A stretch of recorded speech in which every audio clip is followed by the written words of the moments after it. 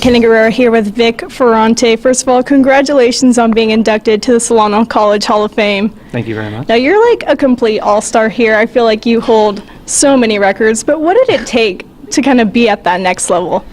Ooh, I should have researched these questions before. Well, I'm not sure if I hold the records anymore. I believe someone broke some of mine, unfortunately. I think you do hold the home run record. Oh, okay. Yeah. Okay, yeah, I got the home run record, apparently. So anyways, as far as going to the next level, I mean, it was But just... like, what made you that next level player? Like, not just a normal player, just like that MVP status? It's probably work ethic. Work ethic. Like, working extra after practice, after games. You know, sometimes I would work out 2-3 times a day and go to the field twice a day. And I think just being hungry and knowing what you're capable of and believing in what you're capable of, and then going out there and doing it. Looking back on those Falcon years, what is one of your all-time favorite memories here at Solano? Oh, geez. Besides Saturday nights, that's a tough one. You know, it's tough to say, really, because the years that I came in, like, Solano was awful. The baseball program was awful. I think they had 3 total wins in the first previous seasons. So when I came in to be an impact player, and that was what I set out to do. It's what Coach Stover set out to do, and all the other players, all my other teammates. So, I mean, I think the entire experience as a whole was one big privilege. And I'm grateful for all of it. I even have some friends still today that were, actually, one of my friends that I played with married me. Oh, wow. Or he was our officiant for my wedding. So the friendships and just the overall experience. Yeah. Now, being coached by Coach Stover, I mean, everybody knows him. Do you think that he made you a tougher player? I may have made him a tougher coach, to be honest with you. I was a little bit of a fiery kind of player. Luckily, I was good enough that I guess he would overlook it. But no, I think it was him and I had an interesting relationship because I knew what he wanted as far as what he wanted to do with the program, and I knew what he wanted me to, what role I wanted to play. So I feel like we kind of had a different connection than most other players. I would talk to him after games, after practice, and I still consider him a friend till today, and it's 13 years later. So I think we fed off each other. Now, I have to ask, okay, you were intentionally walked, I think I saw like 20 times. What was that mindset that you had besides being totally irritated? Yeah, I was pretty much irritated the whole time. My mindset back then wasn't the greatest, but I mean, I did appreciate the respect that was given. I believe there was one time that stands out in my head. I was, for an entire game, I had 5 plate appearances. I was 0 for 0, and I didn't see a single strike the entire game. Intentionally walked, I believe, 2 or 3 times, hit by pitch. So most people didn't like me very much, but they also didn't want me to beat them. So yeah, it was a little frustrating. Yeah. So you were drafted by the Rockies. What was that kind of experience like? Well, it was a next step in the dream that I had, is to play in the major leagues. And coming to Solano gave me that opportunity to display my abilities, because I was a hitter and a pitcher. So I was able to display the things that I could do on the field for hopes of making it to the next level. I mean, I can't describe it. I mean, it was an incredible feeling, you know, especially since I thought about it for so many years prior to actually having it happen was a pretty big deal. I mean, it was a tremendous feeling. Well, thank you so much, Vic. Congratulations tonight. Hey guys, I'm Soad, Balazi with the Solano College Sports Network. I'm here with Dr. Shirley Lewis. So, Doctor, you received your doctorate degree from the Davis School of Law. What made you come back to Solano? Actually, I started my college education at Solano Community College after I graduated from Vacaville High School. What made you come back? Was it something that here resonated with you? Absolutely. I consider Solano County my community, and the opportunity to come back and work at the college and to help out and support our students, it was just an opportunity that I couldn't pass, and I've been here 20 years. As you said, you've been here for 20 years, and in these 20 years, you've helped the athletic club, you've helped athletes here at Solano. Can you tell us a little bit more about your achievements? Well, it's not so much my achievements as, working with the athletic department, the wonderful coaches, the adjunct faculty and support staff. And I have to say that it was Sergeant Major Jesse Branch that actually got me involved with the boosters. And I've been a proud booster member for the last 20 years. Can you tell us a little bit about the Athletic Boosters Club? Well, we're a support organization. We do activities that will help our student athletes, pursue their goals by raising funds. We're trying to increase participation of the college campus, make sure that we're there to support the athletes. Some of the things that I've done with others on campus is we provided funding. In my role as an administrator, I actually oversaw the athletic department for a couple years. We were able to get academic tutoring programs. We've funded, special equipment that the college budgets wouldn't cover, and just doing a lot of outreach and barbecues and things for the athletes when they get on campus. Thank you. And of course, it's an honor to interview you today as you're being inducted. Thank you for being here. It's my honor. Thank you so much. Hey guys, it's Majanique and I'm joined today with Ryan Lipkin. So Ryan, when you attended Solano College, you were an excellent athlete, an awesome scholar. So what do you have to say to those other baseball players that are attending Solano? What advice would you give them? I'd definitely have to say that school comes first. School's what keeps you on the field, and then being on the field is what hopefully gets you to the next level. And most people coming to Solano College like I did are really hoping to get to the next level of college sports, NAIA Division II, Division I, and you don't get there without the grades. So I definitely have to say that the grades start first and then the field comes second. And you brought up a key ingredient that I think that every athlete should know is school comes first. What made you decide to decline your second draft pick to continue your education? I think one of the biggest things that made me decide to come back to USF was the legacy that I wanted to leave there. I wasn't performing academically my junior year or athletically my junior year the way that I really wanted to, and USF is a very special place for me. The coaches there changed my life, got me on a better track for where I wanted to go, and I kind of wanted to return the favor to them for everything that they had done to me to come back and finish my career there. So can you tell me, how was it playing for the A's? That's an awesome team, and I'm sure that you have to say the same. They are an awesome team. I have a lot of friends that still play there. I think one of the biggest gifts is to be able to play at the next level in professional sports. I fell one level shy of making it to the big leagues. I stopped my career in AAA, but playing for a hometown team, for a team that really is laid back and loose and they love to enjoy the game, was an absolute blessing in my professional career, and I wouldn't have wanted to ever play for another team. So I know that you're a firefighter now. So when you majored in psychology, what brought you to being a firefighter? I think the major was something I was always interested in. I grew up across the street from an autistic kid, and my stepmother was involved in special education. And I think one of the biggest things was that's one of the biggest things that pushed me to be a psych major. When I came to the end of my baseball career, and I knew that it wasn't going to go much further, one of the big things that's said in firefighting is being a professional in your craft. One of the biggest things in baseball is being a professional at your craft, and then you have the firehouse in the locker room, and you have the determination to be great at what you do. One of the biggest things in firefighting that differs but is equal to sports is your errors can cost a lot of people. So I think the dedication to becoming a master at your craft was really what pushed me to become a firefighter. That's awesome. So thank you so much for your service, and congratulations on being inducted into the Hall of Fame. Thank you. And thank you for stopping by. Thank you so much. I appreciate it. All right, Myckena Guerrero here with Welana, Toki.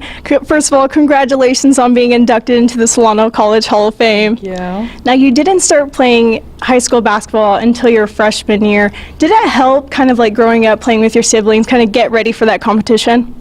A lot of my siblings, they weren't into basketball or sports a lot as I was. It started off when I was in middle school, and then I got to play different little leagues, and then when I got to high school, I thought I'd try that in softball out.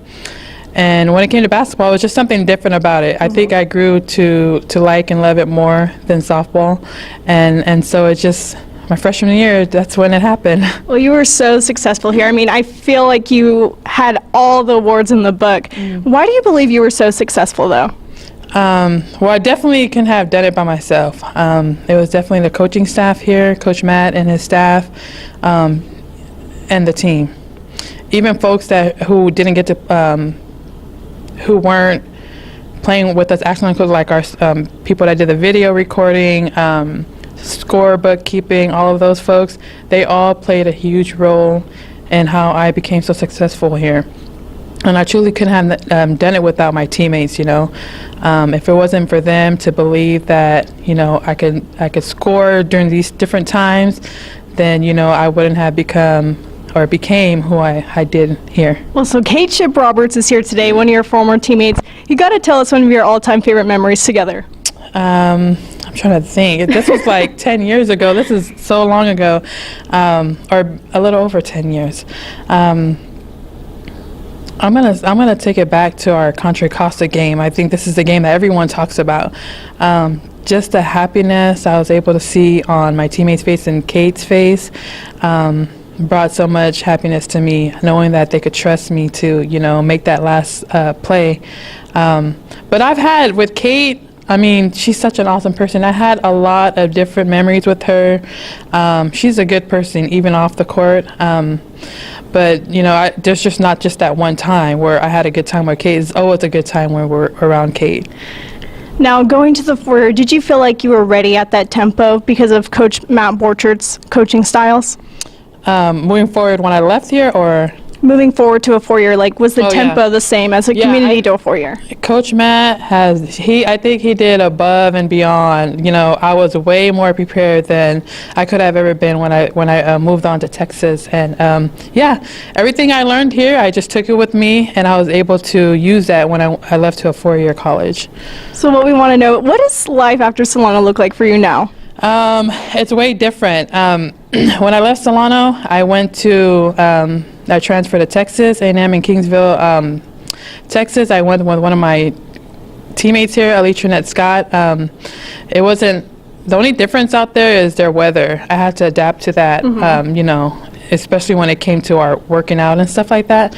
But other than that, life after college, it was just that. And right now, I have a family. I have 5 girls. So I got my starting 5 ready to send to Coach Matt when he's ready for them. They're the same age group? They're about 2 years apart, so they're kind of like back to back. But I'm excited. I'm just right now working towards my career, trying to move up every chance and every step of the way I can, and just raise my family. Yeah. Well, congratulations. Thank you so much for letting me talk to you, and you look amazing. Thank you. Hey guys, I'm Majanique Anderson. I'm here with Reggie Vize. So Reggie, you started playing for Coach Nagle with your senior year, and you broke out to be an all-star player. I know most people wouldn't be able to do that, so how were you able to accomplish that? You know, I just think it was more desire than anything. My desire to succeed was bigger than my fear of failure at the time. So just putting it all out there and, you know, wanting to participate and being part of the program, you know, I was able to do good things. And I know that Coach Nagle was one of your main reasons why you attended Solano College. So what was your biggest experience that you learned playing here? You know what? Really with Coach Nagle is just be a better person than a player, and then all the rest falls into place. So with me being able to, you know, I mean, there was a few times where he sat me down and I didn't get to play and everything, so it really just humbled you and made you, you know, understand that you need to be a better person, and all the rest will fall into place after that. So what advice do you have for the other basketball players here on campus following behind you in your footsteps? I would say really to just to maximize the time that you have. You only have 2 years when you're in junior college, so it's really important to take full advantage of the time that you actually do have so then you can get to where you need to go or where you desire to go. So knowing your journey with Coach Nagle and playing your senior year and coming here and playing, what does it feel like to know that you're being inducted into the Solano Hall of Fame? It's an honor. It's humbling. It's an honor. It's a blessing. It's something that I never thought about, really. You know, I just wanted to make sure while I was here that I did whatever I could to get to the next level. So to be able to be recognized for that, like, it's truly a blessing. Well, congratulations, and I think that you definitely deserve it, so good job on that. Oh, thank you. And thank you for stopping by. Myckena Guerrero here with John Canova. First of all, congratulations on being inducted to the Solano College Hall of Fame. Thank you. It's an honor. Now, you are kind of like the heart and soul of Solano. What kind of got you into PA announcing here? Well, I've always been interested in announcing, even going back to the 60s, and I took journalism classes here, and I thought, hey, maybe they need a football PA guy. And so I contacted the AD, and he hired me right then. Now, doing football, it was huge here at Solano at one point. Was there like an all-time favorite memory or favorite game that you had, or a certain call that you had that you were just like, that's what I like to see? Well, that was 30 years ago. I'm trying to remember. Well, I know they tried it at night. They tried doing games at night, and there's a million mosquitoes here. And we were up in the press box, and it just wasn't working out. So they said no more night football, you know. But in some of the games, gosh, there was a young guy who I think went on to be a pro. I can't think of his name right now. Mm-hmm. But it was just a lot of fun watching the guys play. So you had a passion for journalism, and then obviously you do PA announcing. How did you kind of prepare for each game, or how do you continue to prepare for each game? Mm-hmm. Well, watching and listening to announcers, professional announcers, and then I get there plenty ahead of time, check all the rosters, look at name pronunciations, things like that. And then there was a fellow to my left, Carl Everett, who's passed away, wonderful guy who taught me so many things. And it was a lot of fun, and saying the names right, that was the main thing. You want to say them correctly, you know. So it was good. Now, being here at Solano, what does it mean to you to be inducted into the Solano College Hall of Fame? Well, it was a shock when Eric called and said, you've been inducted to the Hall of Fame. I said, for what? You know, I've never played. And he said 30 years of announcing, you know. And so it makes it all worthwhile, the 30 years. You know, I'm doing it for a lot of fun, enjoying watching these young people right out of high school, you know, and do these things, and a lot of thrills, you know, and things like that, last minute things, especially basketball, because I did more basketball than football. Well, thank you so much, John. Congratulations, and thank you for everything that you do here at Solano. Well, thank you very much. I appreciate it. Of course, thank you. Hey guys, it's Majanique Anderson. I'm here with SCC men's basketball coach, John Nagle. So John, I know one of your past players is getting inducted into the Hall of Fame. How does that feel for you? Because I know you guys known each other for a while. I'm really excited. I really understand that it signifies that I'm getting old because now I'm old enough to have a Hall of Fame player. But Reggie's been a foundational piece for us. Him and the group that I brought in my first year really set the pillar for who we are and what we try to embody today. So I'm thrilled for Reg, and again, I'm just glad that our standards have stood the test of time, and we still are who we set out to be back when we first had him come on the campus as a player. Really excited. So one thing that he mentioned that really stood out is how tough you were, but still a great coach. So I really have to ask you, what are some of the things that you look for when you're putting a player on your team? We look for character. We look for integrity. We look for players who have attributes that we don't have to coach. And we definitely coach them hard, but as a coaching staff, we've always tried to establish connections. Hopefully, they'll at the end of it all, they say we loved them harder than we coached them. But we're big on discipline and accountability, being men first, having tremendous character on and off the court. So I think that's what we strive to achieve. And what do you hope for this upcoming season? Because I know it's coming up and you just developed your new team. Yeah, I hope Reggie can come back, so I hope I can have a Hall of Fame. I'm just kidding. I'm really excited about our younger guys and the work that they're putting in. I think we're going to be tough mentally and physically. I think we're going to be able to play pretty fast. Our conference is going to be really tough, but I think the guys are working hard to meet the challenge. So I'm really excited for the season. Well, thank you for stopping by, Coach Nagle. My pleasure. Thank you so much for your time. Appreciate it. Thank you. Hey guys, I'm Soad Balazi with the Solano College Sports Network. I'm here with Janae Lambden. Congratulations on being inducted today. Thank you very much. It truly is an honor. So throughout your career and your life, you had many accomplishments. You were a two-time U.S. national team. You joined that team, and you coached softball for 22 years. What's your most proud accomplishment?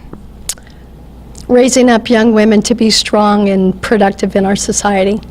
So about that, you know how in baseball they have a lot of attention. Softball doesn't really get that attention. What do you do to get that attention? It's a really good question. I don't know that I do anything to get attention. I think the most important thing is to do what you do well, and that is to coach, to teach, to train up. In the sport of softball, win-loss is important, but it's the quality and character of the young ladies that is most important. So that's what I look for.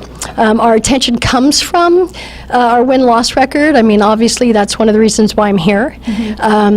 But behind the scenes, it's really all about the quality and the integrity of the young ladies that are going through my program. So I played softball too, and my coaches, it was hard to coach younger girls because we would get tired easily. What would you do? What was your biggest motivation? What age are you talking about? Let's say between 16 to like 20-ish. Well, we would first have to establish goals, what they were there for, because I can't motivate anybody to do anything they don't want to do. So if we are on the same page with that, they have to have respect for what I do, who I am, what I know, and from there on out, it's pretty easy. So you also attended the University of Pacific. So what was the biggest difference between Solano and that university? Talent. It really was about talent. I was at UOP on a scholarship, so I already had a certain level of skill sets that the college was looking for. At the community college, our purpose is to raise them up, grow them up, train them in the areas that they're deficient, and get them to the 4-year. So that really is the determining factor. There are a couple people, though, that kind of fell through the cracks because they weren't at a good high school, they couldn't afford travel ball, and if they can't afford travel ball, then there's not a lot of eyes looking at them. So I was fortunate enough to have several of those players, Division I players, that actually were diamonds in the rough, and we just shined them up, gave them a platform, and they did amazing. Now, what is your biggest or your best memory from playing or coaching at Solano or the University of Pacific? The whole concept of family, just teamwork, developing friendships with people and the things that really matter, and that's who we are, what we do, what we love, and we just use softball as the platform to come together and just enjoy ourselves. Just one big family. You know, that's kind of how I was raised through softball. I had some great coaches. I've been coached by some of the greatest coaches in softball. And it was always about a family, because typically family is about unity and coming together, working together for the common good. And I think that is my greatest memories, just seeing young women develop in the areas that they didn't feel like they could, seeing some of their visions and some of their purposes and some of their goals come to fruition, and helping them move to that next step, because they didn't have vision for that before coming to the program. So as an athlete, it was always about camaraderie and being a part of the team, and as a coach, for me it was about creating that environment, that culture of family, so that people knew that they had a place and it was a safe place, and they could excel, and they could have a bad day and they could have a good day, and that they could shine, and we would let them shine. All right, thank you, and congrats on being inducted today. Thank you very much. Thank you. Myckena Guerrero here with Kate Shipp-Roberts. First of all, congratulations on being inducted into the Solano Hall of Fame. Thank you. Now, before we get into all your Solano achievements, we're going to take it back for a couple years. Now, you played at Napa High, played AAU basketball, but when was it when you decided that you wanted to pursue college pursue basketball in college? Sorry. Oh gosh, must have been 4th grade. 4th grade. Yeah. So, I mean, you won the Solano Showdown MVP, 2-time Bay Valley Conference player. The list goes on and on. But why do you believe that you were so successful here? The teammates I had, they were fantastic. They were wonderful. They're my sisters for life. And then obviously Coach Borchert, he had a plan in place and he stuck to it and he yelled a little bit and we had success. And yeah, it's really simple, I guess. Now, when you looked back on that last half of that last game, what was your kind of mindset knowing that that was going to be the last time that you stepped foot on the court as a Falcon? Oh my gosh, I was just hoping we won. I mean, I'm assuming you're talking about the Contra Costa game? Yes. Okay, yeah. I mean, it was at Contra Costa. Emotions are flying, big rivalry. You just couldn't ask for a better setup. I mean, I don't think Disney could have written a better ending to a basketball game like that game was. And we knew we wanted to be champions. We didn't want to share it with anyone. So thank goodness Lana made that shot. Now, looking back on your 2 years here as a Falcon, what was one of your all-time favorite memories? Oh, gosh. It's hard to pinpoint one. Oh man, you gotta give me time for this. I think winning the Solano Showdown at home. We had hosted it before and it's been such a big tradition, and then being able to beat Sierra on your home court. I also got to play against a former teammate in high school, so it was kind of nice to beat her. But it was just one of those memories I'll cherish forever, in addition with the Contra Costa game, but definitely the Solano Showdown game. Now, you went to go play at Azusa Pacific. What was the biggest level of difference in play going from community to a 4-year? How tall people were. How tall people were? A lot of NAIA has a number of kids who had played Division I basketball, and they came to NAIA for whatever reason, and so the game was amplified. I had a girl who was a starting center for a D1 school, and learning to play with her was awesome because it was a whole new element to my game. Now, basketball continues to be in your life. You're a coach at St. Helena High School. How do you run your program over there? Have you kind of implemented some of Coach Borchert's coaching styles? Without a doubt, and not on purpose, I think just out of habit.